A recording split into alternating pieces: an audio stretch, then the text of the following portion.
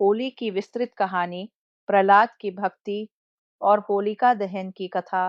राजा हिरण्यकश्यप का अहंकार। बहुत समय पहले एक अत्यंत शक्तिशाली असुर राजा था, हिरण्यकश्यप।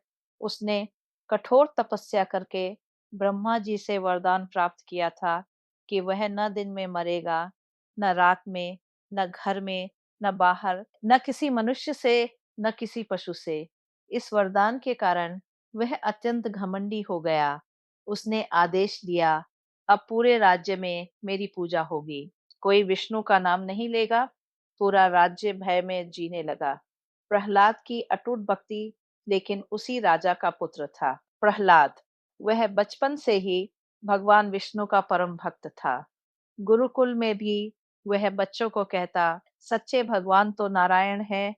जब ये बात हिरण्यकश्यप को पता चली तो वह क्रोधित हो उठा। उसने प्रहलाद को समझाया, डराया, लेकिन प्रहलाद का विश्वास अटल रहा।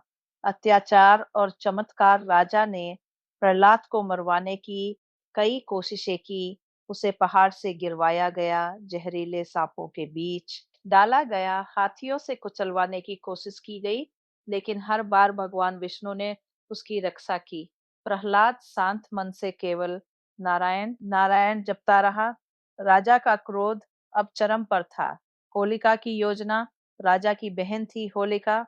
उसे वरदान था कि आग उसे जला नहीं सकती। योजना बनी, होलिका अग्नि में बैठेगी और प्रहलाद को गोद में लेकर जला के मार देगी। अग्नि जलाई गई, लपटें आसमान तक उठी।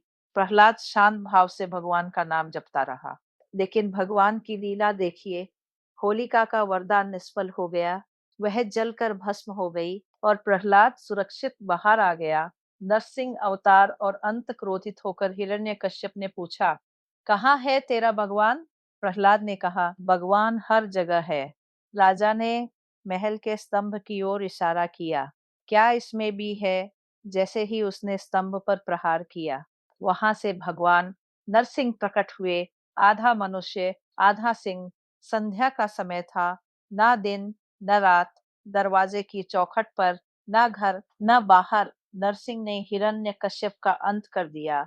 इस प्रकार भगवान ने अपने भक्त की रक्षा की।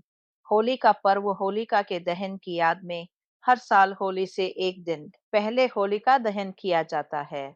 अगले दिन रम अगले दिन रंगों की होली खेली जाती है, प्रेम, भाईचारे और खुशियों के साथ। सिख सच्ची भक्ति कभी हारती नहीं। अहंकार का अंत निश्चित है। बुराई चाहे कितनी भी शक्तिशाली हो, अच्छाई की जीत होती है।